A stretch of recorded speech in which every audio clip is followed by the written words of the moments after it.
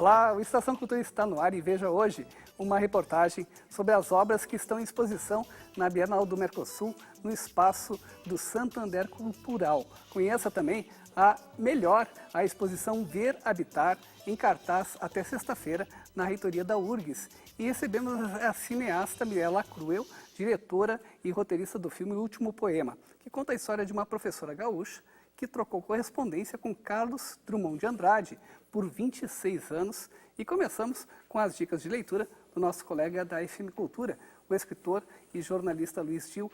Hoje, Gil, você começa, então, falando de um lançamento. Um lançamento, exato, Nilton. O Buraco, uma antologia de 7 autores que integram o bando O Buraco. Esse bando nasceu em uma oficina literária do Diego Petrarca.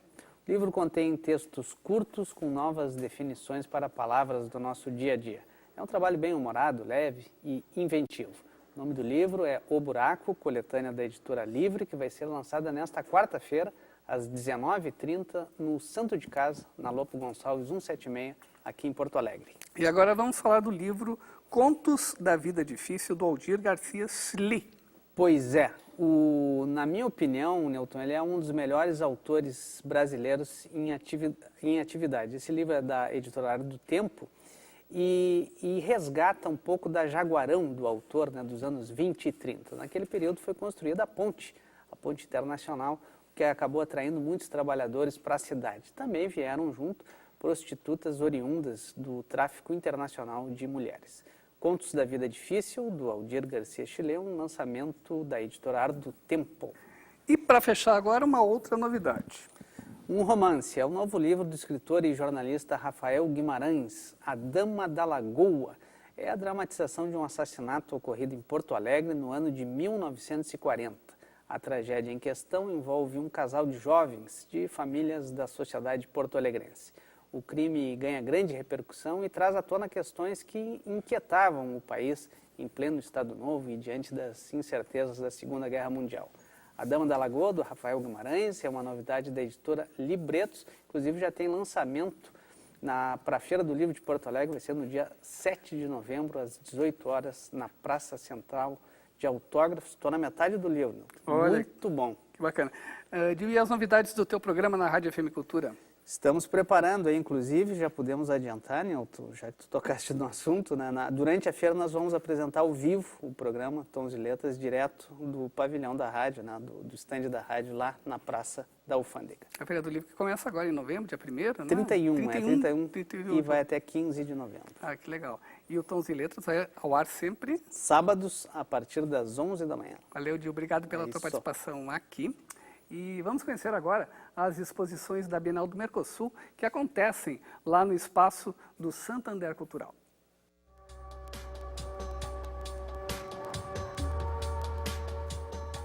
Das grandes dimensões de uma lula gigante ao minúsculo diamante de cabelo, a exposição da Bienal no Santander Cultural reúne extremos. A interação entre natureza e cultura, pautada pela curadoria, também está presente em obras como as do norte-americano Alan McCollum. Esse artista, ele provoca raios artificiais, tá? Então a gente tem aqui um vídeo que ilustra todo esse processo de lançamento de um foguete. Esse foguete vai até as nuvens e é provocado um raio. Esse raio que a gente acaba de ver, tá? Então, esse artista, ele procede, toda essa ala a gente tem obras do mesmo artista, são mais ou menos 3 obras, na verdade 4, o foguete, o vídeo, os fulguritos e nós temos também 13 mil livretos. O que ele está querendo dizer com isso? Que ele tanto opera no sentido de buscar teoria, buscar fundamentação teórica e todo um estudo sobre fulguritos, bem como uma mesa com 10 mil fulguritos. Tá? O que é um fulgurito? Quando esse raio atinge a superfície, ele petrifica logo o que está abaixo. Aquela região que está abaixo, ele petrifica. A inserção de artistas em ambientes de produção, como indústrias e centros de pesquisa tecnológica, proporciona resultados interessantes, como a Musa de Lama de Robert Rauschenberg. Através do som, ele faz o lodo borbulhar. Essa obra ela foi feita em 1968 em parceria com uma empresa que constituiu parte do Apollo 11. Tá?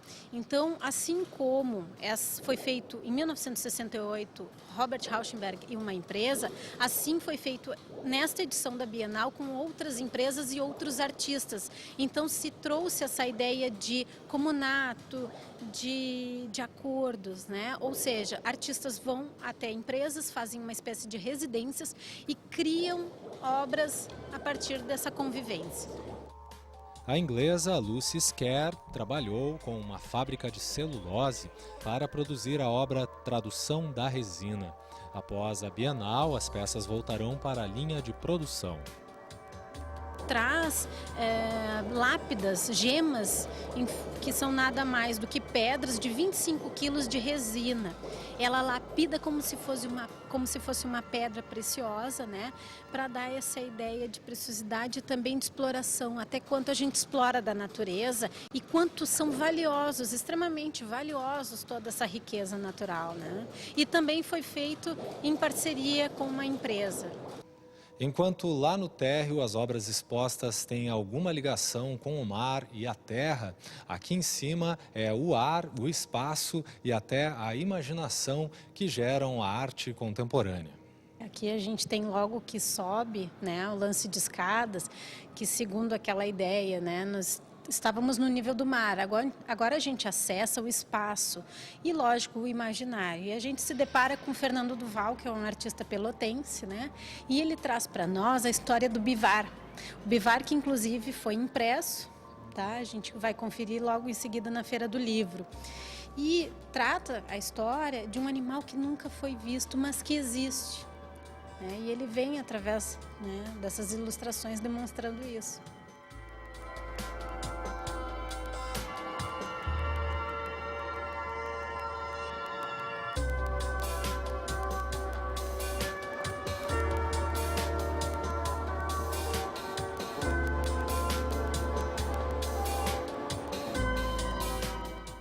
E você pode conferir até a próxima sexta-feira a exposição Ver Habitar.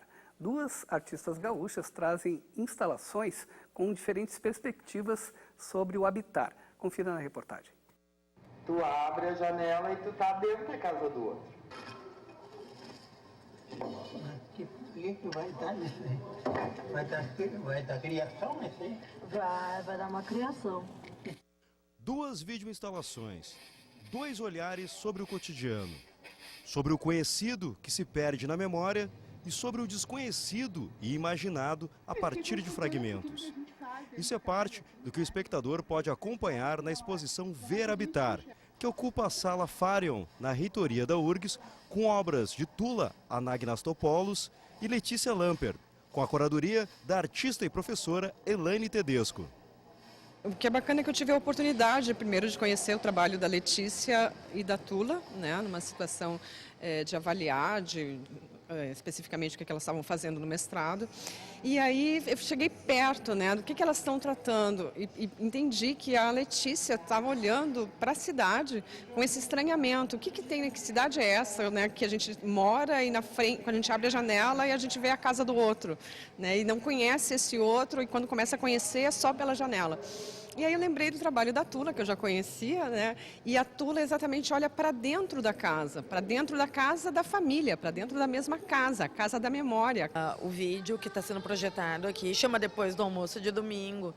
Ele faz parte de um material de arquivo que eu tenho gravado desde 2005 da casa dos meus avós. E essa era uma das atividades que o avô fazia depois de almoço, churrasco de domingo, era limpar ali. Eu não sabia muito bem ainda que vídeo aplicar sobre o procedimento que eu queria fazer. E o procedimento que eu queria fazer era de uma espécie de apagamento da imagem, entendeu? Que por causa das características próprias da fita VHS, né? Tu passando de uma geração para outra, todo mundo já deve ter feito isso quando copiava filme antigamente, né? Sim. De passar de uma geração para outra, tu vai perdendo qualidade.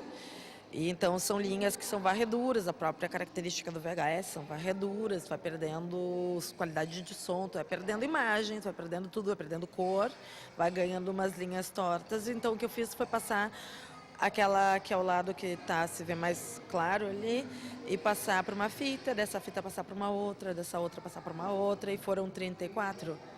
E depois reunir isso tudo, tipo, reconstruindo o filme, trecho a trecho, proporcionando essa degradação na imagem, né? Mas tem os dois, tem o duplo, né? O que ficou e o que foi sendo apagado, por assim dizer. Oi, Zô. Oi, Tudo bom? tudo. Tá pegando? Nesse trabalho eu visitei cerca de 40 apartamentos aqui em Porto Alegre, sempre onde eu identificava essa situação da janela ser muito próxima da janela do prédio da frente.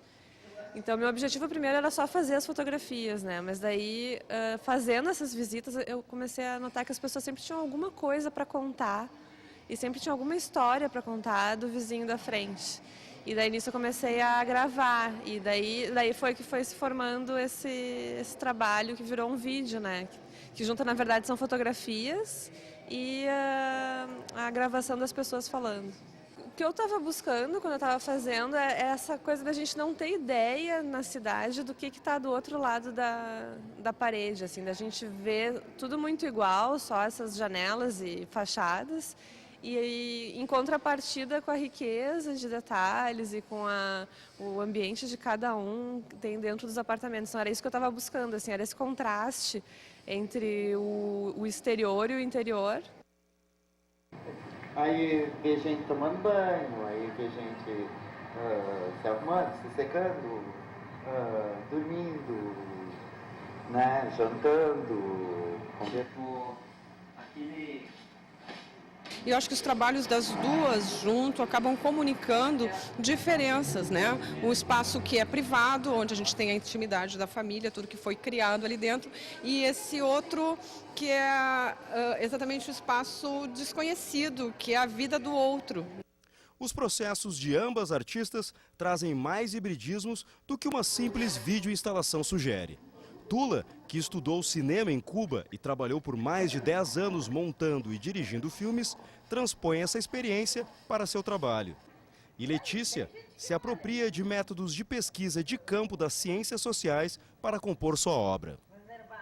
E eu apresentei esse trabalho ano passado em Cuba, porque eu voltei para Cuba, para a escola de cinema, onde eu estudei, para mostrar o trabalho que eu faço no mestrado aqui. E realmente para poder montar os meus filmezinhos, que eram imagem caseira, tosca, sabe? Eu não ia conseguir fazer isso dentro do cinema. Ele é um trabalho que ele é feito dentro do campo das artes, mas ele conversa com outras áreas, né? Então, com urbanismo, com estudos da etnografia, justamente porque é um retrato da sociedade hoje. Embora eu fiz o trabalho sem um propósito científico das ciências sociais, assim, ele tinha uma conotação poética. De repente a gente começou a escutar, tia, com a nossa mãe, né? Aí eu fui ver, era um amigo nosso de Carazinho, né? Que a gente é de Carazinho, se mudou aqui pra frente. Assim. Tem não sei se você lembra do Friends, que tem o Ugly Naked Guy. O cara também caminha sem camisa e tal, assim, daí a gente chama ele de Ugly Naked Guy. E tem O Estação Cultura vai para um breve intervalo e já voltamos com a agenda cultural e uma entrevista com Mirella Cruel, diretora do filme O Último Poema.